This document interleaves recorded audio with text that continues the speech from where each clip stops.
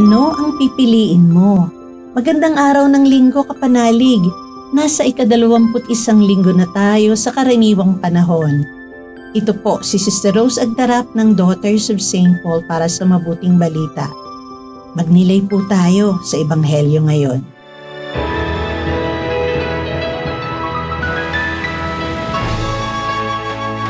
Dumaan si Jesus sa mga lungsod at mga nayon na nangangaral habang papunta siya sa Jerusalem. May nagtanong sa kanya, "Panginoon, kakaunti nga ba ang maliligtas?" At sinabi ni Jesus sa mga tao, "Magpumilit kayong pumasok sa makipot na pintuan, sapagkat sinasabi ko sa inyo, marami ang gustong pumasok at di makapapasok. Kapag tumindig na ang may-ari ng bahay at naisara na ang pinto, tatayo kayo sa labas na kumakatok at magsasabing, 'Panginoon, buksan mo kami.' Sasagot naman siya sa inyo, 'Hindi ko alam kung taga saan kayo.' Kaya sasabihin ninyo, 'Kami ang kumain at uminom na kasalo mo, at sa aming mga lansangang kanangharal.' Ngunit sasagutin niya kayo, 'Hindi ko alam kung taga saan kayo. Lumayo kayo sa akin, kayong mga gumagawa ng masama.'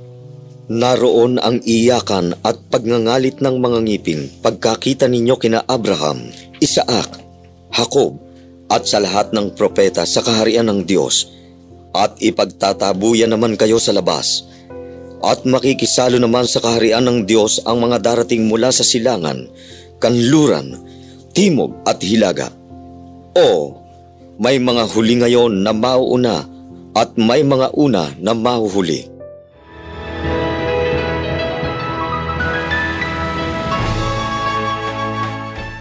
Ibinigay ng Diyos sa atin ang kanyang nag-iisang anak na si Jesus upang tayo ay iligtas. At gaya ng sinabi ni Jesus, siya lamang ang nag-iisang daan patungo dito.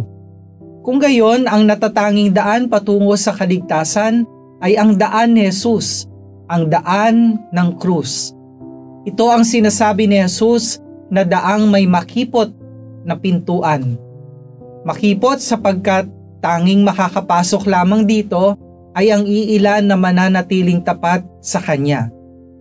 Naghahari na ang Diyos sa mundo, kaya't anumang daang hindi dinaanan ni Jesus ay hindi patungo sa Diyos. Bawat araw humahakbang tayo patungo sa piling ng Diyos. Kaya nga araw-araw mga desisyon natin sa buhay ay tungkol lamang sa pagpili natin sa daan ni Jesus o daan ng kasamaan.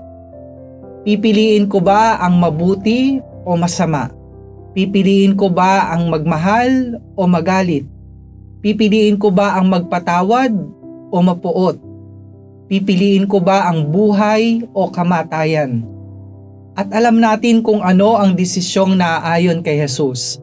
Ang mabuti, ang magmahal, ang magpatawad, ang buhay. Manalangin tayo. Panginoong Jesus, araw-araw mo akong gabayan sa aking paglalakbay sa mundong ito. Naway lagi kong piliin ang daan ng krus, kahit na puno ito ng pagsubok at paghihirap. Samahan mo ako hanggang sa dulo ng aking paglalakbay. Amen. Mga kapanalig, maraming salamat po sa inyong suporta sa aming misyon. Subscribe, like, share, and follow po lines sa aming social media accounts. Patuloy po kaming humihingi ng inyong tulong upang maipagpatuloy ang programang ito. Maaari po ninyong ipadala ang inyong love offerings at donasyon sa aming donations channels. Makakaasa po kayo na kasamang lagi ang inyong mga intensyon at kahilingan sa aming panalangin araw-araw. Ito pong muli si Sister Rose na nag-aanyaya sa inyong manalangin. Mahal na Birheng Maria, Ina ni Kristo at aming Ina, Ikaw ang pinakamatamis na bunga ng mapanligtas sa tapat na pag-ibig ng Diyos.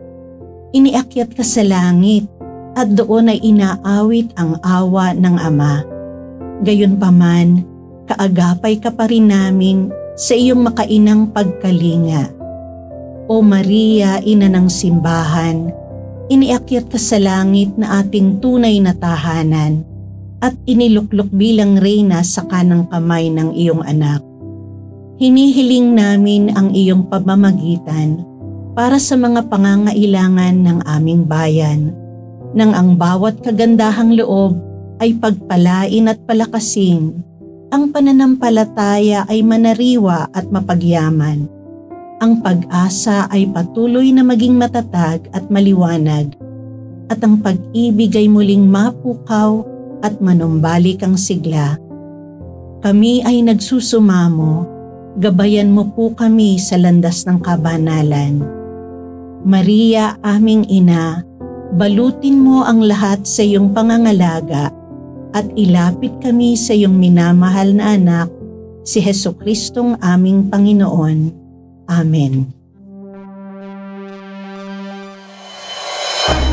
We are here to provide a new way of communicating and proclaiming the gospel.